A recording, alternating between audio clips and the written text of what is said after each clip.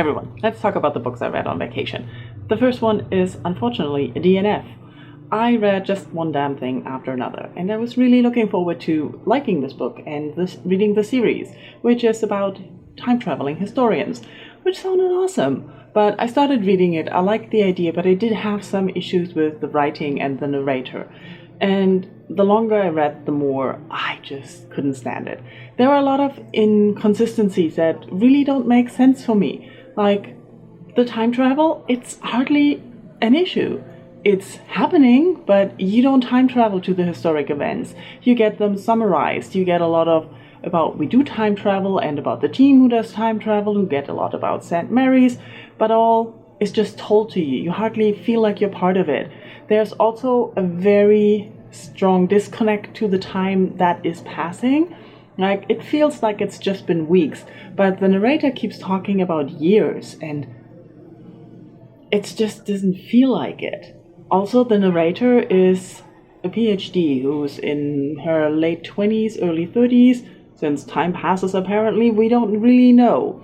And in the beginning, we get some mysterious reference to her family life being skewed. There's something in her past, but I stopped halfway through the book, and it's always hinted at that there is something in her family life, in her past, that influenced her or made her who she is, but we don't really know. So there's a mystery created that I don't really see necessary. Also, there's this romance between the narrator and someone else, and this just felt off completely.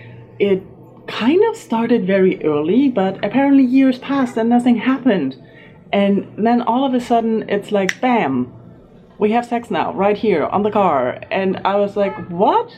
And then we got that scene described, and I was like, this is making me feel uncomfortable compared to what happened before. Because it sounds like the narrator isn't really that into sex and all those things. So this whole thing felt very much out of character. On top of that, the narrator is pretty stupid. She says that herself all the time, but it really doesn't make up for the things that happen and that she keeps foreshadowing. Something I really don't like when it's done in a way like, oh, and then everything went downhill and you expect something big to happen, but nothing really happens. Or there's no conclusion for anything that is supposed to happen. And that just really annoyed me. And yeah, the sex scene, that was the rest for me. I decided I'm going to DNF it, and I wasn't really into the time travel and the historical time travel part either. There was a lot about dinosaurs all of a sudden. I'm like, yeah, not that exciting. And most of the trip was skipped as well. So, I don't know, there were so many incongruencies that really rubbed me the wrong way that I decided halfway through, this is it, I'm not going to finish it. And I'm kind of sad about it.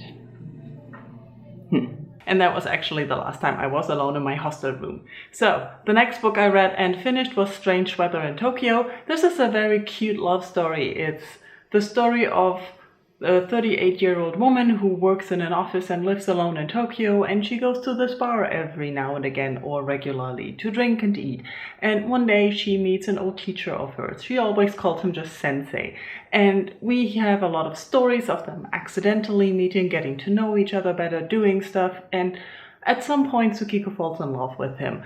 And it's very cute, it's very heartwarming, the way they meet, the way they interact, the life they lead, and also Tsukiko's thoughts on loneliness and being alone, and was it troubling her before? No. Why is it troubling her now? And all her thoughts going on with this budding relationship. And I enjoyed it very much. The last book I listened to on audiobook, and it was Rainn Wilson's memoirs. And I enjoyed them. I cannot say much about Rainn Wilson because I can't say that I'm a fan. I honestly bought this as a 2-for-1 deal on Audible, and I knew of Rainn Wilson. I have seen him in some things, know a little bit of the Soul Pancake, but I'm not really a fan. I was just curious because I think he's an interesting person, and the memoirs just prove that. The way he narrates them is fun. I caught myself laughing a lot. His life is strange and weird, and oh my god, some things that happen, ugh. And it's interesting. I like memoirs. So this was a very good memoir for my vacation, just something to relax and not get too invested in. And that was everything I read on vacation. Let me know in comments what you think of the books, if you have read any of them, if you finished just one damn thing after the other.